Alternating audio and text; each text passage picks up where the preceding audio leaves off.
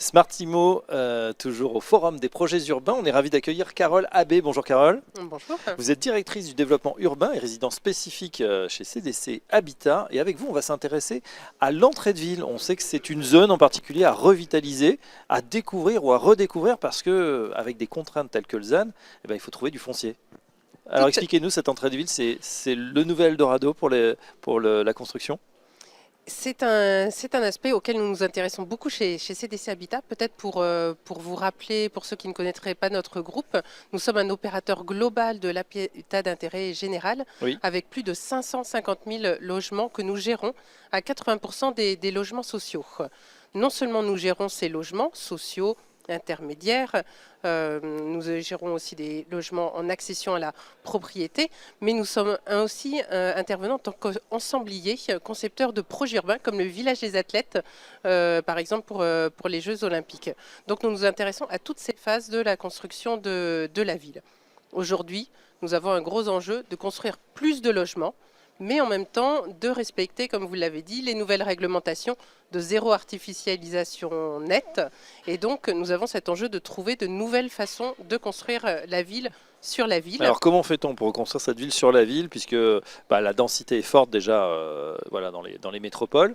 En revanche, c'est des territoires peut-être encore inexplorés.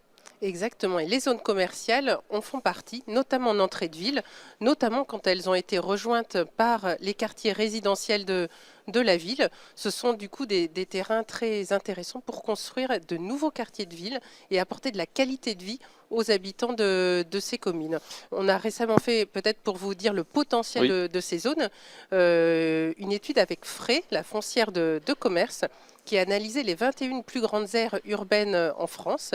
Et sur les 243 zones commerciales dans ces aires urbaines, ils ont identifié que 167 sur les 243 étaient déjà dans des zones urbaines, donc résidentielles autour, et 139 sont dans des zones tendues en matière de logement.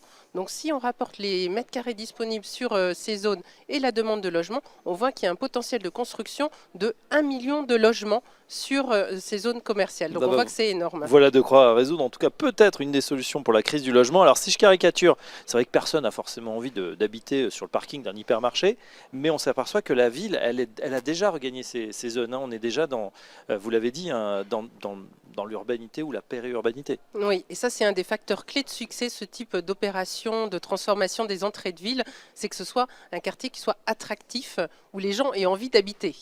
Donc sur toutes ces zones commerciales, on va choisir celles qui ont le potentiel d'attractivité le plus important, puisque c'est ça qui nous intéresse, nous, CDC Habitat. On est là pour investir sur le long terme dans les logements qui vont être dans ces zones commerciales. Oui, on s'intéresse justement sur ce type de projet, aux objectifs, aux enjeux, mais aussi aux facteurs de succès. Alors l'objectif, on l'a bien compris, les enjeux, vous les avez dessinés. Quels seront les facteurs de succès clés? Alors, 3 choses. Premièrement, le soutien politique.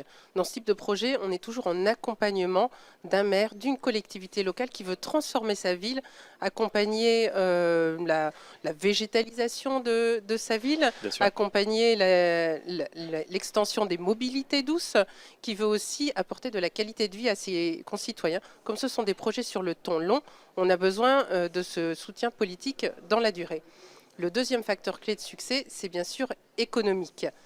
L'ennui, le nerf de la guerre, voilà, de ces zones commerciales, c'est que parfois elles marchent très bien avec des commerces prospères. Et l'intérêt de la collectivité locale, c'est de pouvoir conserver cette activité économique. Donc il va falloir mener des projets très complexes qui vont permettre à ces commerces de rester opérationnels ou d'être transférés à un autre endroit le temps du chantier pour pouvoir construire ces nouveaux logements qui seront dans des nouveaux bâtiments.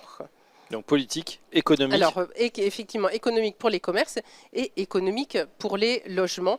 Il faut qu'on ait suffisamment de mètres carrés que l'on puisse construire en termes de logements selon les autorisations d'urbanisme pour que l'opération de promotion immobilière soit intéressante et que ce soit une zone d'attractivité suffisante également en termes de vente de logements à des particuliers qui voudraient s'y installer par exemple. C'est très clair. Pour terminer, Carole Abbé, un exemple peut-être concret d'une réalisation?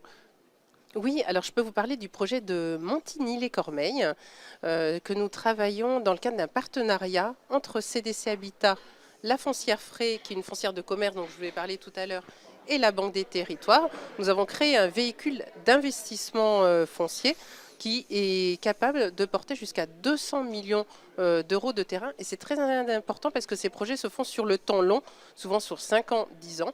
Et donc sur ce site de Montigny-les-Cormeilles, on a là une collectivité locale, un maire qui travaille depuis plus de 15 ans à la transformation d'une grande zone commerciale qui s'étend sur 5 km linéaires le long d'une route départementale et qui veut créer 900 nouveaux logements pour créer vraiment un nouveau centre-ville avec des espaces verts, une école, et nous allons l'accompagner à Montigny-les-Cormeilles sur ce projet. Ah bah voilà, carrément un nouveau centre-ville pour Montigny-les-Cormeilles, donc au sein aujourd'hui de la zone entièrement commerciale. C'est très clair, on suivra ça avec intérêt et vous reviendrez, Carole Abbé, nous en parler. Je rappelle que vous êtes directrice du développement urbain résident spécifique chez CDC Habitat. À très bientôt sur Smart Imo. Merci.